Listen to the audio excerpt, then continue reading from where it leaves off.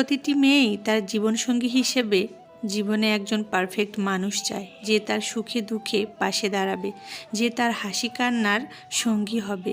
মোট কথা, সে তার অভিমানের চেহারার দিকে তাকালেই বলে দিতে পারবে যে মানুষটা কি বলতে চাচ্ছে। দেখবেন, পৃথিবীতে পারফেক্ট একজন মানুষ হিসেবে ভালো রাখার মানুষটা খুব বেশি দরকার। ভালোবাসতে সবাই পারে, কিন্তু ভালো রাখতে সবাই পারে না। এজন্য ভালোবাসার মানুষের থেকে ভালো রাখার মানুষটা খুব বেশি দরকার জীবনে। আসসালামু আলাইকুম, welcome back to my channel Lata's lifestyle থেকে। আমি লতা বলছি, ঢাকা থেকে। কেমন আছেন আপনারা সবাই? আশা করছি কাছে ও দূরে যে যেখানে আছেন, আল্লাহ তাআলার অশেষ মেহেরবানিতে সবাই অনেক অনেক ভালো আছেন। আমরাও আলহামদুলিল্লাহ আপনাদের দোয়ায় বেশ ভালো আছি। তো আজকে আবারও চলে এসেছি নতুন আরও একটি ব্লগ ভিডিও নিয়ে আপনাদের মাঝে শেয়ার করার জন্য। তো আজকে একদম কিচেন থেকে আমার ভিডিওটি স্টার্ট করেছি। আমি কিচেনে হাতের কিছু টুকিটাকি গুছানোর কাজ করে নিচ্ছি। এখানে মশলাদানিতে মশলাগুলো প্রায় শেষ হয়ে গিয়েছিল, তো ভাবলাম আবারও মশলাদানিটা একদম সুন্দর করে গুছিয়ে নেই। সামনে যেহেতু রমজান চলে আসছে, গুছগাছের কাজ শুরু করে দিতে হবে। সংসারের কাজে যেহেতু মনোযোগী হচ্ছি, তেমনিভাবে গুছগাছের কাজগুলো করে নিচ্ছি। হাতের কিছু কাজ পেন্ডিং পড়েছিল, একদমই এলোমেলো বা ধুলাবালিতে পরিপূর্ণ, তো সেগুলোকে ক্লিন করে একটু একটু করে সব কিছু গুছিয়ে নিচ্ছি। আর এই যে এখানে কিছু গাজর আনা হয়েছে বাজার থেকে, তো সেগুলোকে ঢেলে রেখে দিচ্ছি ঝুড়িতে। এই গাজরগুলো বাইরেই রেখে দেই, কারণ আমাদের যখন যার খেতে মন চায় এখান থেকে নিয়ে কাটার দিয়ে ছিলে ছিলে গাজরটা খাওয়া হয়ে যায়। আর এদিকে যেহেতু আমি রান্নাও করছি পাশাপাশি, আর হাতের কাজগুলো করে নিচ্ছি, তো মশলাদানিতে মশলাগুলো তুলে নিলাম, কারণ এই মশলাদানিতে সব রকমের মশলা একসাথে যদি আমি গুছিয়ে রাখি তাহলে রান্নার কাজে বেশ সুবিধা হয়। একদম একটা থেকে সবগুলো নিয়ে ফেলতে পারি, আমার বারবার বিভিন্ন বক্স খুলে মশলা নিতে হয় না। তো এদিকে আমি চুলাতে মাংস রান্না করছি। এখানে আমি চিকেন রান্না করছি। এটা হচ্ছে লেয়ার মুরগি। সব সময় দেশি মুরগি খাচ্ছি, তার পাশাপাশি পাকিস্তানি সোনালি মুরগিটাও খাওয়া হচ্ছে। তো আজকে ওর বাবা বলছে আমরা লেয়ার মুরগি খাই। আর এই মুরগিটা বেশ শক্ত, রান্না করতে অনেক সময় লাগে, মোটামুটি গরুর মাংসের মতো। আর আমার হাতে সময় ছিল না বলে খুব চটজলদি আমি মাংসটা বসিয়ে দিয়েছি চুলায়। আলুটা ভেজে নিতে পারিনি, পরে আলু কেটে এখন কাঁচাই আলুটা দিয়ে দিলাম। একটা সময় আমরা মেয়ে ছিলাম, মেয়ে থেকে বউ হয়েছি, এখন মা হয়েছি, মোট কথা গৃহিণী। তো সেখান থেকে আমাদের একটু মাথা খাটিয়ে কাজ করতে হয়।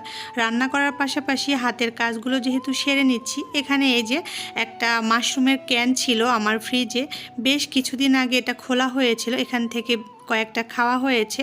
তো ভাবলাম এগুলোকে এখন একটু ফ্রোজেন করে রেখে দিব। আর এটা প্রায় একটু পানিটা ঘোলাটে হয়ে গিয়েছিল, যেহেতু খুলে নর্মাল ফ্রিজে রাখা হয়েছিল, যার কারণে আগে আমি একটু ক্লিন করে নিয়েছি। এই কারণে সাদা পানি দেখাচ্ছে, এর ভিতরে মোটামুটি একটু হলুদ টাইপের পানি থাকে। তো এগুলোকে এখন আমি ভালো করে ক্লিন করে এই যে কেটে নিয়েছি, এখন ফ্রিজে ফ্রোজেন করে রেখে দিব।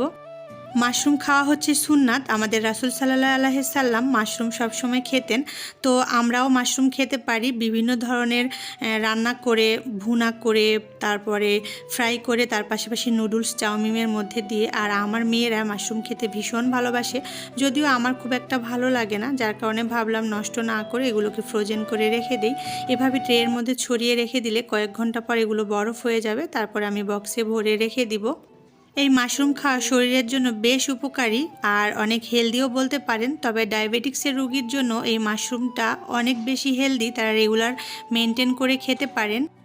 শুধু খাবার নিয়ে হেলদি থাকবো আর হেয়ারের দিক থেকে কেয়ার করব না, তা তো হতে পারে না। তো এখানে আমি এই যে গোসল করে এসেছি, মোটামুটি আমার রান্নাঘরের সব কাজ কমপ্লিট হয়েছে। আমি রান্না করেছি, পাশাপাশি সব কাজ করে এখন আমি এই যে গরম পানি মগে নিয়ে নিয়েছি, সাথে একটু পাউডার মানে গুঁড়া সাবান অ্যাড করেছি। আর এই যে চিরুনিগুলোকে এখন আমি ভিজিয়ে রেখে দিচ্ছি। তো এখানে একটা টিপস বলতে পারেন, এটা হচ্ছে আমরা মূলত সব সময় সব মেয়েরা কি করি, চিরুনিটাকে ভিজিয়ে বা এরকমভাবে পাউডার দিয়ে, সাবান দিয়ে, ব্রাশ দিয়ে পরিষ্কার করি। তো এখানে একটা কথা আপনারা সবাই শিখে নিতে পারেন, সেটা হচ্ছে এই চিরুনিগুলোকে এভাবে গরম পানিতে চুবিয়ে বেশ কিছুক্ষণ রেখে দিলে নর্মালি এমনি এমনি পরিষ্কার হয়ে যায়। একদম কঠিন থেকে কঠিন ময়লাও এখান থেকে পরিষ্কার হবে, একটুও সময় সময় লাগবে না বা কোনো সমস্যা হবে না। আমরা চাইলে এভাবে চিরুনি পরিষ্কার করতে পারি, হাতে নিয়ে ঘষাঘষি না করে শুধু একটু ভিজিয়ে 1-2 ঘন্টা রেখে দিলে একদম পরিষ্কার হয়ে যাবে। যতটুকু ময়লা দেখছেন এর থেকে বেশি ময়লা এভাবে পরিষ্কার হয়। আমি নিজে করেছি বা এই পদ্ধতিটা আমি জানার পরে, বুঝতে পারার পর থেকে আমি এভাবেই মূলত চিরুনিটা পরিষ্কার করি, আর ব্রাশ দিয়ে ঘষাঘষি করি না। তো আপনারা এটা একটা টিপস বলতে পারেন, আপনারাও চাইলে অ্যাপ্লাই করতে পারেন।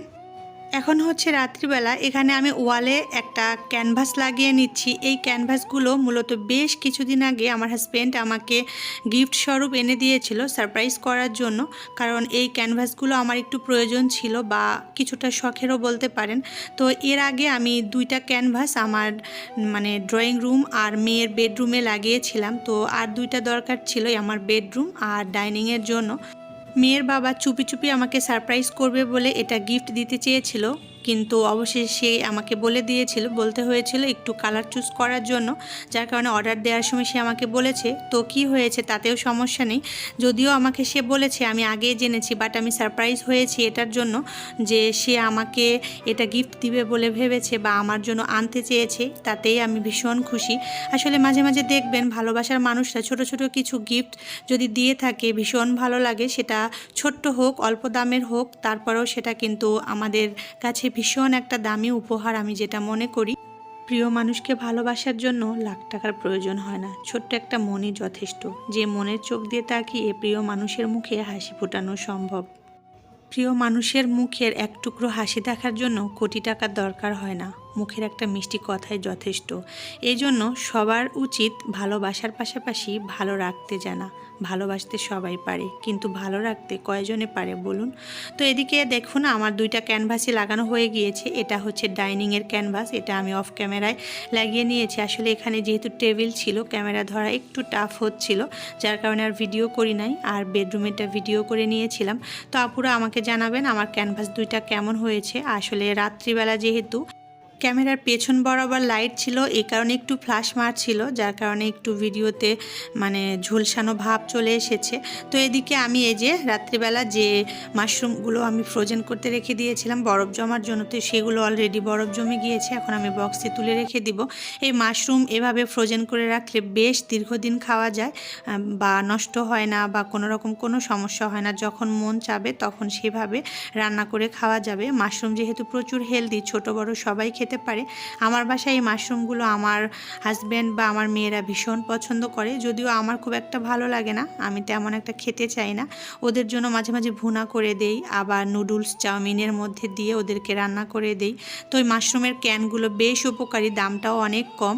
এভাবে ক্যানগুলো থেকে আপনার পানি ফেলে দিয়ে ভালো করে কষলিয়ে ধুয়ে এইভাবে কুচিয়ে আপনার ফ্রোজেন করে রেখে দিলে দীর্ঘদিন সংরক্ষণ করে রাখা যায়, যখন মন চায় বের করে খাওয়া যায় আর কি। আমি যেহেতু সন্ধ্যাবেলা আমার বেডরুমে বসে বসে ভয়েস ওভার করছি, এই জন্য বাইরে থেকে বেশ নয়েজ আসছে, কেউ কিছু মনে করবেন না প্লিজ, সবাই ক্ষমা করে দিবেন। আসলে ভয়েস দিতে গেলে একটু শব্দ আসে, যেহেতু আমরা শহরের বাসা বাড়িতে থাকি, কিছু করার নেই। এখন আমি যে চিরুনিগুলোকে ভিজিয়ে রেখে দিয়েছিলাম, বেশ কিছুক্ষণ রেখেছিলাম 1-2 ঘন্টা, তো সেখান থেকে আমার চিরুনিগুলো ভালোই ক্লিন হয়ে গিয়েছে। এখন আমি তুলে নিয়েছি। আর আমরা যেহেতু প্রত্যেকটা মেয়ে চুল নিয়ে অনেক বেশি সিরিয়াস, তো সেখান থেকে চিরুনি তো আমাদের পরিষ্কার রাখতেই হবে। চিরুনি যদি নোংরা থাকে তাহলে চুলও নোংরা হয়ে যাবে, আর শ্যাম্পু করলে তো চিরুনি পরিষ্কার করতেই হয়। তো আমিও পরিষ্কার করে নিলাম। সবাই ভালো থাকবেন, সুস্থ থাকবেন, আল্লাহ হাফেজ।